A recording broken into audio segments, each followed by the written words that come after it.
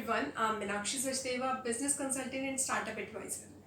आज मैं ऐसे बिजनेस एंटिटी के बारे में बताने जा रही हूँ जो कि एक अकेला पर्सन सिंगल ओनर स्टार्ट कर सकता है।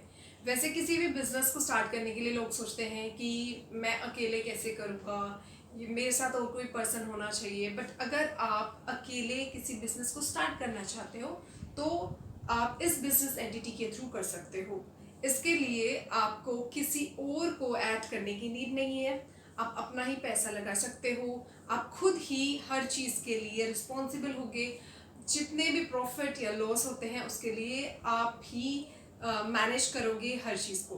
तो मैं बात कर रही हूँ सोल प्रोप्राइटरशिप के बिजनेस के बारे में। इसे सोल प्रोप्राइटरशिप के अलावा प्रोप्राइटरशिप भी बोलते हैं, सोल ट्रेडर भी बोलते हैं और इंडिविजुअल एंटरप्रेन्योरशिप भी बोलते हैं।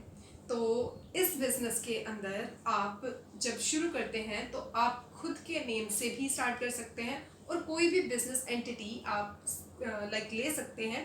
For example ABC, so you have chosen the word ABC for your business entity, और another example like ABC Enterprises, so आप कुछ भी बिजनेस बिजनेस का नेम रख सकते हैं। और इसके बाद जो है अगर मैं बात करूं कि इस बिजनेस को आप कैसे प्रोसीड करें, तो उसके लिए नॉर्मली जो प्रोप्राइटरशिप का बिजनेस होता है उसको कहीं भी रजिस्टर कराने की नीड नहीं होती। लेकिन आप जब भी आप किसी भी ई कॉमर्स साइट पे खुद को रजिस्टर कराते हैं या फिर आप मार्केट में कुछ भी सेल आउट करते हैं तो लोग जो है आपके ऊपर तभी विश्वास करते हैं जब आपके पास कोई बिजनेस एंटिटी है, आपकी कोई प्रूफ है। जैसे एक एग्जांपल बताती हूँ, जैसे हम इंडिया में रह रहे हैं तो हम इंडियन सिटीजन हैं, तो हमारा जो है कुछ ना कुछ प्रूफ है, जैसे कि पैन कार्ड, आधार, तो ये सब हमारे क्या है, प्रूफ, तो हमारी आइडेंटिटी है। सेम अगर हम बात करें प्रोप्राइटरशिप को, आप बिना रजिस्टर किए चला तो सकते हैं लेकिन उसकी आइडेंटिटी क्या है। तो आप अगर इसको गवर्नमेंट के थ्रू कुछ आपको रिकॉग्निशन मिल जाती है या फिर गवर्नमेंट के थ्रू आपको कोई सर्टिफिकेट्स मिल जाते हैं तो डेफिनेटली आपके पास आपके बिजनेस एंटिटी की जो रिकॉग्निशन आइडेंटिटी है वो होगी।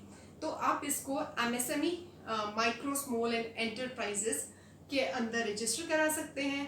अगर आपको नीड है तो आप GST रजिस्ट्रेशन ले सकते हैं। GST रजिस्ट्रेशन की अगर मैं बात करूं तो आपको इनिशियली इसकी नीड बिल्कुल भी नहीं है, लेकिन अगर आप अपना बिजनेस को ई कॉमर्स साइट्स पे लिस्ट कराना चाहते हो तो उस टाइम पे GST रजिस्ट्रेशन एक रिक्वायरमेंट रहती है, तो आप उस केस में करा सकते हैं। इसके अलावा अगर आपके शॉप ओपन कर रहे हैं उस बिजनेस से रिलेटेड तो आप शॉप लाइसेंस ले लो जो कि आपके बिजनेस के नाम पे आ जाएगा। और अगर कोई पर्टिकुलर सेक्टर में आप बिजनेस कर रहे हैं तो आपको उसके लाइसेंस रजिस्ट्रेशन कराना पड़ेगा और उसके बाद अपने बिजनेस को स्टार्ट कर सकते हो। अगर आपके पास 2 प्रूफ बन जाते हैं, कम से कम 2 प्रूफ अगर होते हैं आपकी बिजनेस एंटिटी के रिगार्डिंग, तो आप करेंट अकाउंट ओपन करा सकते हो उसी नाम पे। नॉर्मली जो है करंट अकाउंट ओपन करने के लिए कोई भी बैंक कम से कम 2 डॉक्यूमेंट्स जरूर मांगता है जो कि आपकी बिजनेस एंटिटी के नाम पे होने चाहिए। अगर आपके पास नहीं है तो आप करंट अकाउंट ओपन नहीं करवा पाएंगे। तो अगर आप चाहते हो कि करंट अकाउंट हो आपके बिजनेस का तो आप 2 रजिस्ट्रेशन करा के आप देन करंट अकाउंट ओपन करा सकते हो। तो ये सब बातें हैं जो कि प्रोप्राइटरशिप, अगर आप सोच रहे हैं, आपको लगता है कि आप एज अ प्रोप्राइटरशिप अपने बिजनेस को स्टार्ट कर सकते हो, तो आप सोल प्रोप्राइटरशिप एक बिजनेस एंटिटी को लेकर अपने बिजनेस को कर सकते हो। Thank you so much for watching.